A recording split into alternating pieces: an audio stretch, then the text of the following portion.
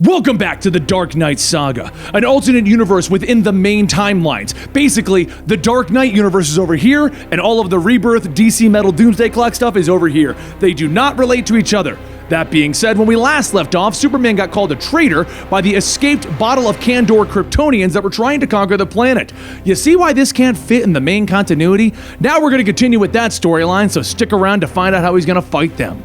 Clark follows Laura outside, and Laura says that this world is beautiful, fertile, and primal, but the ants that rule are destroying it. Clark tells her that he refuses to put himself above humanity, and as Clark reaches out to her, Laura hits him with a heat vision blast, launching him through the Washington Monument. She shouts that it's time for him to make a choice, but all Clark can do is respond to her that he won't fight back. She then begins to beat her father mercilessly, over and over again, until he drags himself to the only place that he can go, his fortress. But before going inside, he looks back at the thousands of Kryptonians and he tells Laura to please stop. She doesn't understand. Laura doesn't respond, and Quar says that the Kryptonians are in a position of authority. How do they find Kal-El? The masses begin to chant guilty, guilty, guilty, and Quar says, so shall it be. As Quar holds his hands out, black matter begins to fall down onto Superman, but before he has a chance to react, his entire body is covered. Quar tells Superman farewell, and at that moment, every single Kryptonian uses their heat vision upon him.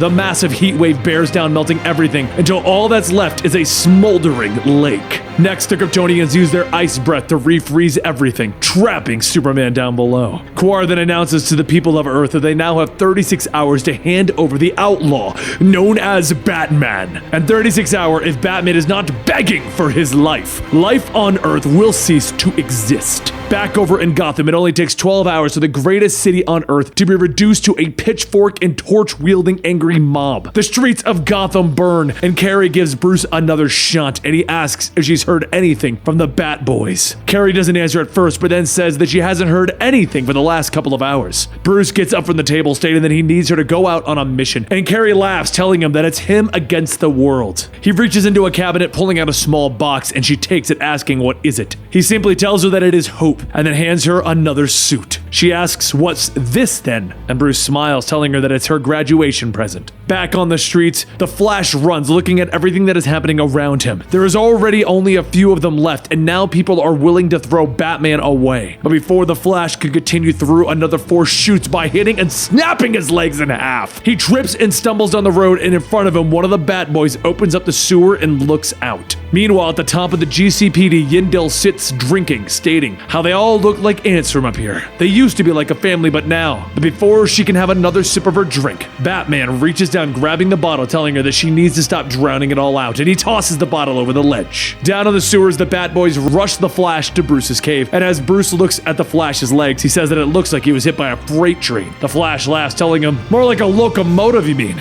But, can they be fixed? Meanwhile, under the frozen sea, Carrie travels with Arthur Curry to locate Superman while riding a giant hammerhead shark. She thinks to herself that this is kind of mind-blowing, and Arthur telepathically tells her that it might just be the pressure down here. She thinks, WTF? And Arthur says that it's telepathy. It's an efficient form of communication down here. Soon, he begins to call upon the help of squids to pull Superman out of the frozen waters, and she holds out a small device, and as he asks, what is that, a needle? Carrie tells him that it's more of a tuning fork, but a needle works if you look at it from an angle. Either way, it'll penetrate the black matter, and the thing is, it will only work if the person trapped inside wants to come out. She hits the fork and presses it against Superman's casing, and then it begins to crack. Seconds later, Superman bursts out, asking how long he's been in there. It felt like centuries. An Atlantean tells him it's actually only been a couple of days, and Superman says that that was all the time that he needed to do some soul searching. Now, do you want me to save the world? Back in Gotham, Quar and the others watch as the angry mob tears through the city, and he says that those people down there are incredible. He wipes a tear from his eye, stating that they are worthy worshippers, aren't they? And then he hears something as the Bat Tank